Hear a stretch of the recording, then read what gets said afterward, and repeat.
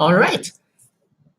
Hey everyone, J3 here, and in this video, we're going to talk about how do you spread financial literacy. Now, over the past few days, I've been talking with many clients, and one of the things that often pops up is the question of, okay, J3, I learned so much that this is what you should do, this is how much you should save, this is where you should invest, and the problem that they have is, okay, how do I teach this to my spouse? How do I teach this to my kids? How do I teach this to my friends? How do I teach this to my brothers or sisters who are depending on me? How do I teach this or share this with my parents without offending them?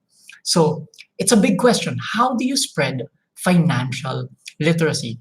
And so what I'm gonna do now is I hope to share with you some conversation techniques, some conversation tricks, wherein you just change the way you say something, and all of a sudden, mas magiging open yung mga taong gusto natin invite into the world of financial literacy in being more financially responsible. So I'm gonna share with you 4 tricks. Let's begin with trick number 1.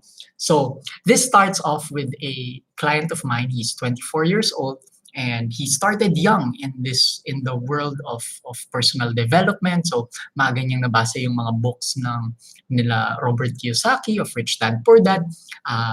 Nag-enroll na rin siya in other courses that we have here in Pinoy Money Academy.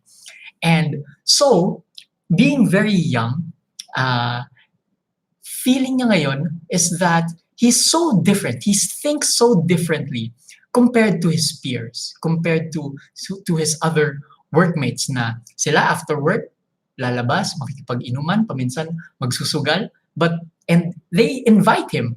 But for him, he feels like, no, why would I do that? That's not for me. And so he feels that his relationships at work are being jeopardized because of the things he's learning because of financial literacy, and he doesn't want to offend them. And he shares here na may time na in-invite siya for gambling, and he just said, hindi para sa akin. He just said, ayoko kasi ng mga get rich quick eh. And of course, the person he was talking to was taken aback na sabi niya, okay, see, parang, it was somehow offensive. And he was asking for tips on how to go about it. Okay, so here's tip number 1. When you are trying to spread financial literacy, first is make sure you clarify with yourself if you're spreading financial literacy because you want to validate what you're doing versus actually spreading financial literacy. So there's a big difference kasi if you're insecure and you just want the confirmation of others, then you're not really trying to spread financial literacy. Instead, what you need to work on is your own conviction that, hey, I'm on the right path.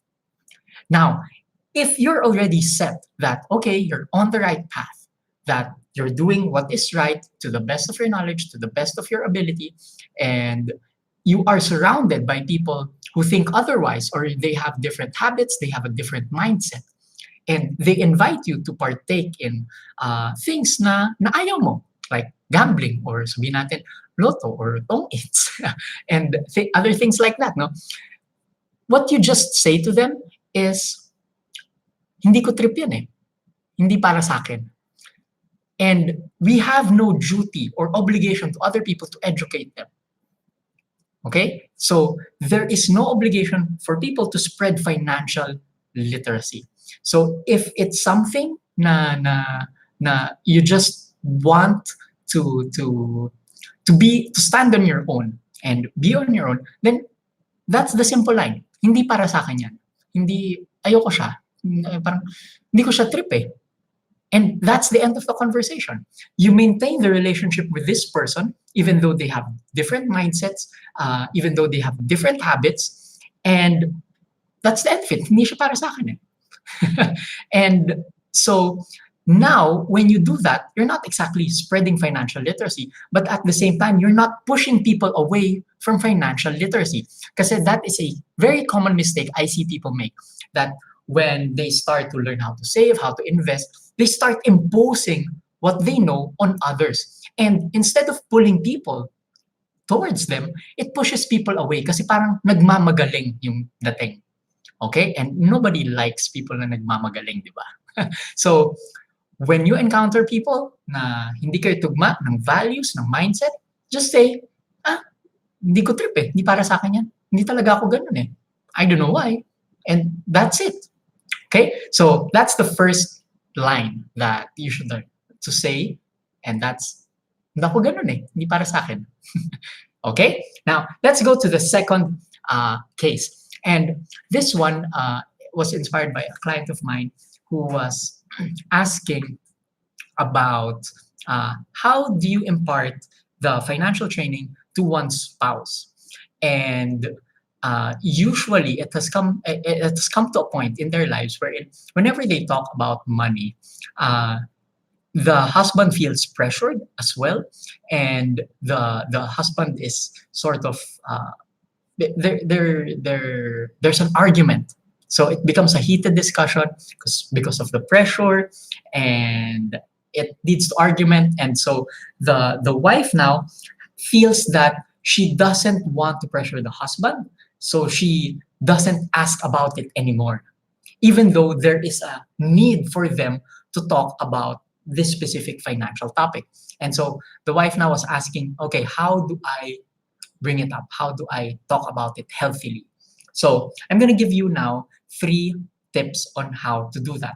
So first thing is, instead of saying dapat, should, or in English, should, this is what we should do, or dapat ito ang gawin natin, avoid saying that. Never ever say that when you're trying to spread financial literacy. Instead, here is how you open up the conversation. So it goes something like, Han, you know, I've been thinking, and I'm really worried about blank. I'm really worried about blank, whatever topic that is. I'm really worried about our retirement. I'm really worried about our us not having enough savings. And I'm really worried about this job or this new business. And you continue that conversation by saying, so I did a little research, I studied the topic a bit, and here is the advice that was given. Okay? So we don't say anything to the likes of, Han, dapat this is what we should be doing. Or you're not imposing. Instead, you open up with, I'm worried, and I looked for information, and this was the advice. So that's the opening conversation. Now, here's the next tip. Instead of asking, what do you think? We ask the people we care about, how do you feel? So this is the advice, and the normal tendency that people ask there is, what do you think? Anong tingin mo dito? Gawin ba natin? Di ba natin? Anong tingin mo? Now, that question, what do you think, is not a neutral question, because when we say the word think, it implies that there is a right answer and there is a wrong answer. So it places pressure on the person you're asking that to. Instead, when you ask, how do you feel about this? Anong pakiramdam mo? There's no pressure to answer that question, because feelings, they come and go, but it ends up, the answer they give you ends up being the same. But you were able to do it in a neutral manner, in a much more open manner. How do you feel? Because there's no wrong answer to that. And so it opens up the person. You actually get to know what they feel and what they think about the situation. Okay? Now, as you have these discussions, you might also come across a time where you want to ask for updates on what's the plan, or ano nang nangyayari, ano ang update. So let's say you had this conversation and this was the plan, and few weeks pass by, months pass by, and you see that, okay, nothing is happening. But you need to remind this person that, hey, something needs to be happening. So how do you do that without any pressure? And the wrong way to go about it is to ask the blunt question of anong plano or ano na bang nangyari? Ano na bang update? Instead, the way to ask that is how can I help? Anong matutulong ko? So again, we reverse it from us placing undue burden or pressure on someone else. We ask in a position of what's going, you don't ask what's going on, but how can I help? And by asking that question, how can I help? Again, you open up this person to say what's going on and where they need help. So there's no pressure because the question implies genuine care. Okay? So those are the 4 tips I have for you on how to spread financial literacy. And let's do a quick recap. So, number 1 line you learned here is, hindi para sa akin yan eh, or hindi ko lang trip eh. And we do that to stop people with opposing values or different values from us when they invite us to partake in something we don't like. Hindi para sa akin yan eh. That's it.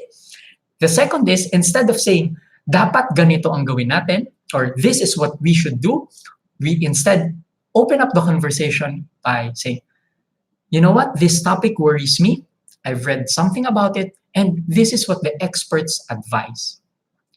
And then we don't ask, how do you think, or what do you think about this? Anong tingin mo dito? Instead, we ask, how do you feel about this?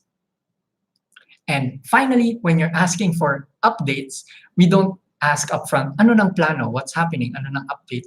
We don't ask that. Instead, we ask, how can I help? How can we help? And these are the 4 simple techniques on how you can spread financial literacy better. I hope that this serves you, and I hope that this helps you. So that's it for our episode. Until the next one, bye.